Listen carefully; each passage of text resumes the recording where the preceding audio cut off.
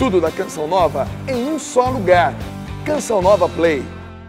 O Senhor esteja convosco. Ele está no meio de nós. Proclamação do Evangelho de Jesus Cristo segundo Mateus. Glória a vós, Senhor.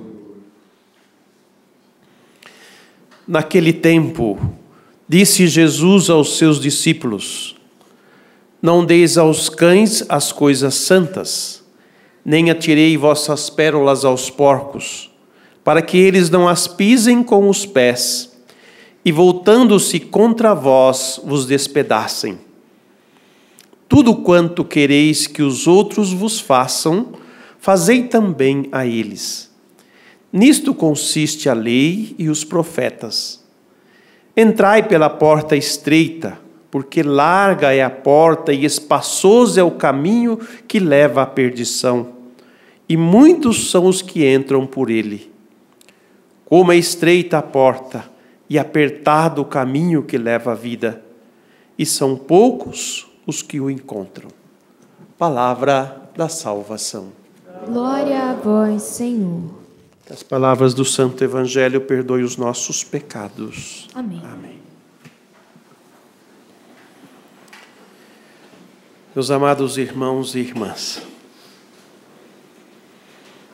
a primeira leitura nos coloca diante de um momento em que Israel estava sendo invadido, os reinos assírios invadiram Israel, inclusive os samaritanos, como nós o conhecemos, aquele episódio de Jesus com aquela mulher que dizia que ela teve 5 maridos e o que ela tem não é o marido dela, se referindo justamente a essas invasões.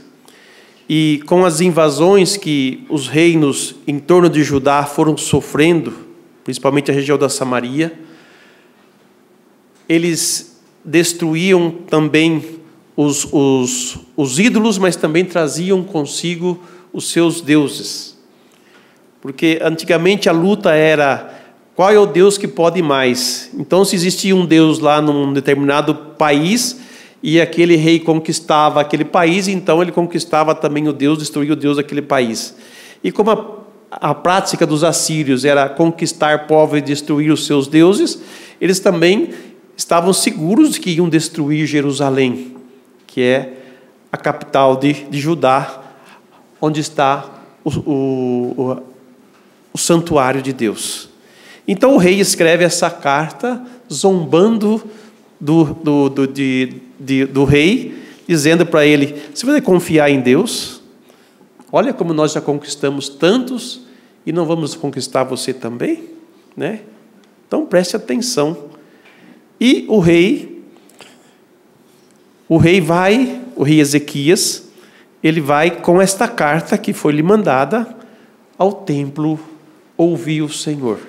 Porque o reino de Judá era o único reino que era fiel a Deus e não permitia que fosse introduzido qualquer outro tipo de culto, ao passo que os outros reinos eles acreditavam em Deus, tudo, mas também acolhia os ídolos pagãos. Por isso que é tido como um povo contaminado pela idolatria.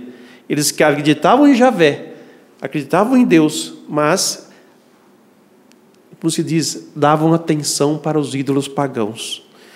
E a capital, Jerusalém, fiel a Deus, portanto o rei fiel a Deus, zeloso das coisas de Deus, ele vai ao templo conversar com Deus e colocar diante dele, né, essa ameaça, essa zombaria que o rei da Assíria fez ao Deus de Israel. A oração de Ezequias é uma oração de profunda fé e de profunda segurança. Tu és o único Deus que tudo criou e que sois o Deus de todos do céu e da terra. Não permitais que este homem venha zombar do Santo de Israel. O cristão quando ele tem consciência da sua fé e maturidade da sua fé, a sua oração é uma oração profunda, é uma oração segura diante de Deus. E Deus, vendo a fidelidade, o zelo do rei, né, escuta esta oração, e como Deus já sabe de tudo, ele suscita o profeta para dizer ao rei o que vai acontecer com esse ameaçador, com esse provocador. No mesmo caminho que ele veio, ele vai retornar. Então, meus amados irmãos, e assim aconteceu. O anjo do Senhor, como é figurado aqui na leitura, né, pode ter provocado uma peste ou uma rebelião entre os soldados de Sanaqueribe, e morreram tantos assim, e por isso ele desistiu e voltou de volta para casa, né? Retornou ao seu país, sem lançar sequer uma flecha, como Deus havia dito a respeito disso.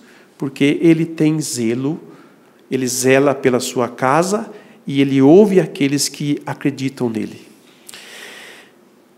Tomando agora o texto do nosso evangelho do dia de hoje, nós vamos encontrar esta realidade que Jesus nos fala no evangelho, porque ele vem trabalhando a respeito do próximo, né, da lei.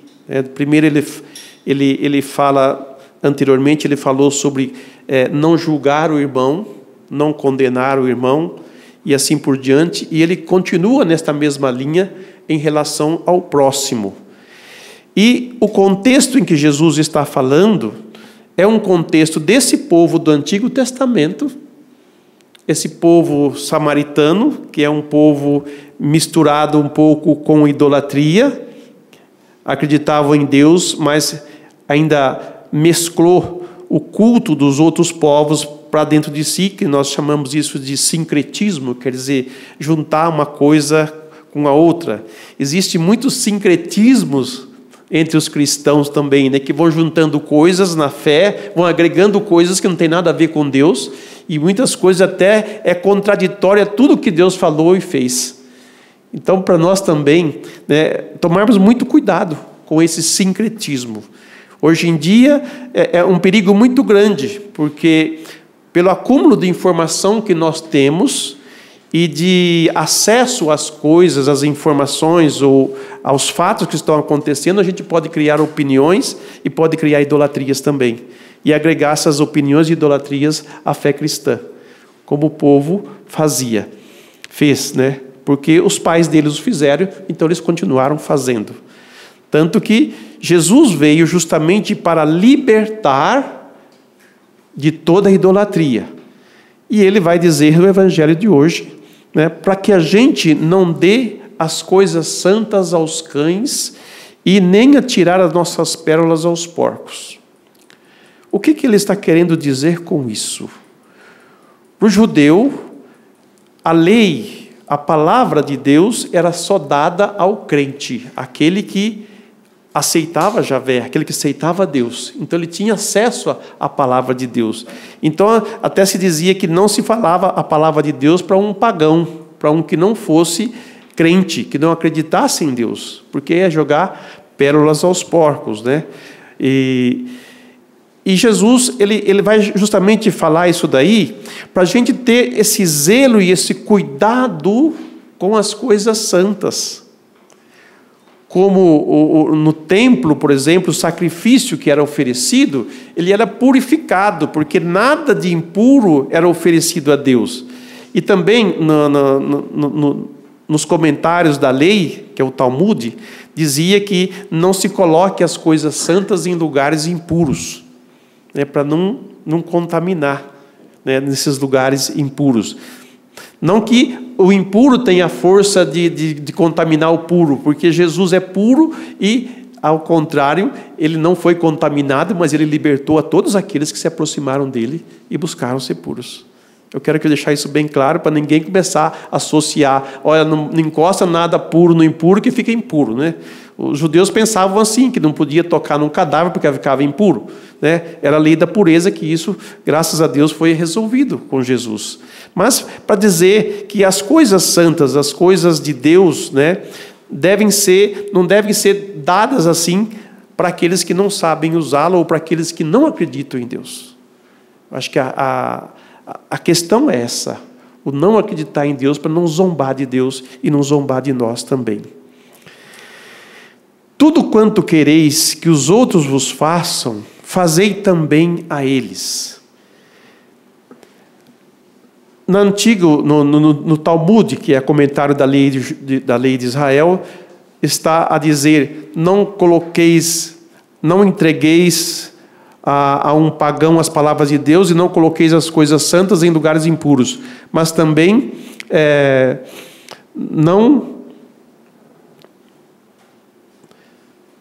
a lei dizia assim: o que não queres que os outros façam para você, não faça para eles.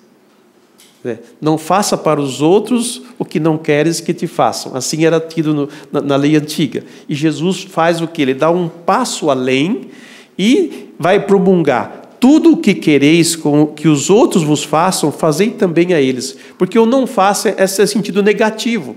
E ele joga para o lado positivo da lei, para dizer: tudo quanto quereis que os outros vos façam, fazei também a eles.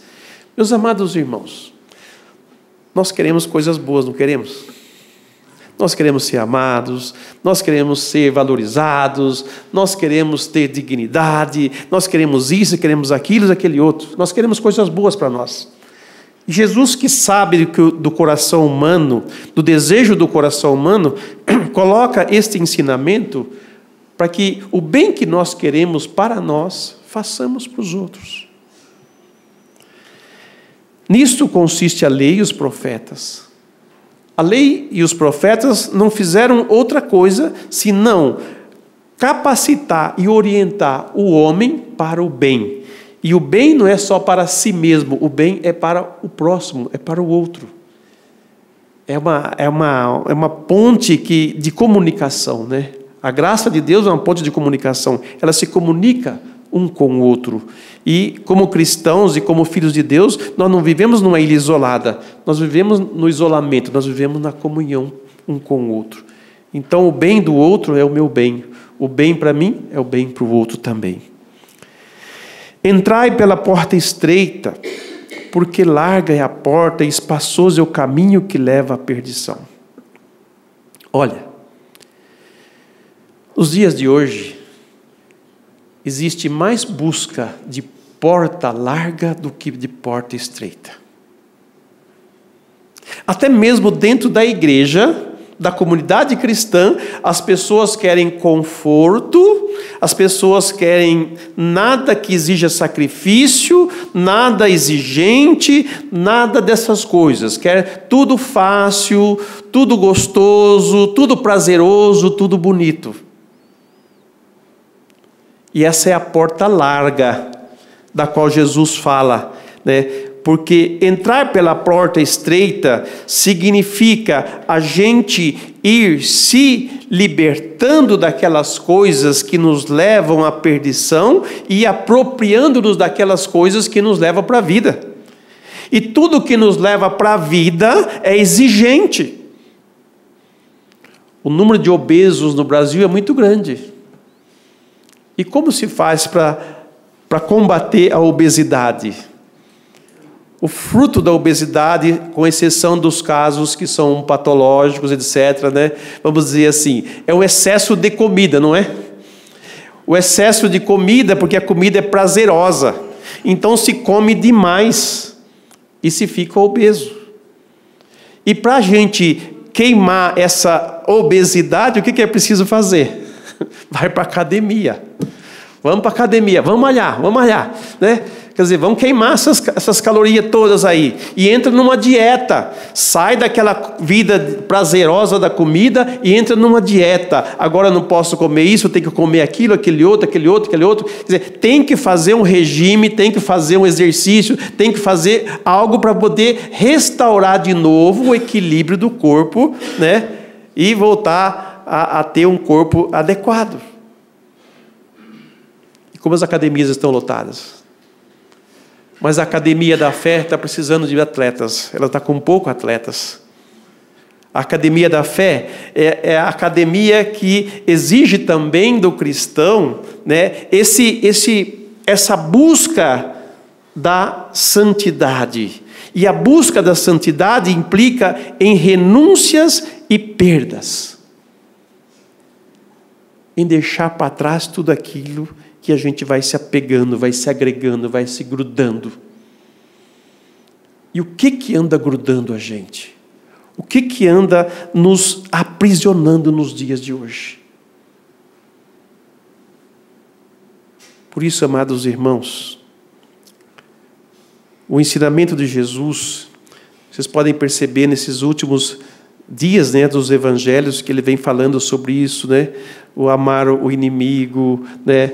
Chamar o irmão de tolo, é condenado ao inferno, e tantas coisas que ele vem falando, e a gente, como se diz, vai nos policiar para a gente poder, como se diz, ter o controle e não agir dessa maneira. Isso exige atenção, né? E análise de nós mesmos, né? Exige da gente essa atitude de começar a prestar atenção no que nós fazemos e perceber aquilo que precisa ser mudado, aquilo que precisa ser transformado. E a palavra que Jesus vem trazer para nós, ela nos leva a isso, ela nos leva a passar pela porta estreita. Ela é exigente. E nos dias de hoje, as pessoas não querem nada exigente.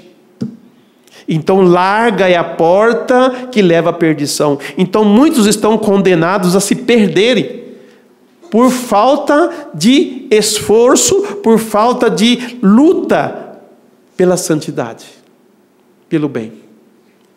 É mais fácil eu viver uma vida solta, frouxa, com as minhas crenças, com os meus apoios, com as minhas seguranças, com o que eu acho, com o que eu penso, né? A igreja pensa assim, mas eu penso diferente da igreja. Eu acho que a igreja tinha que ser mais flexível nesse aspecto.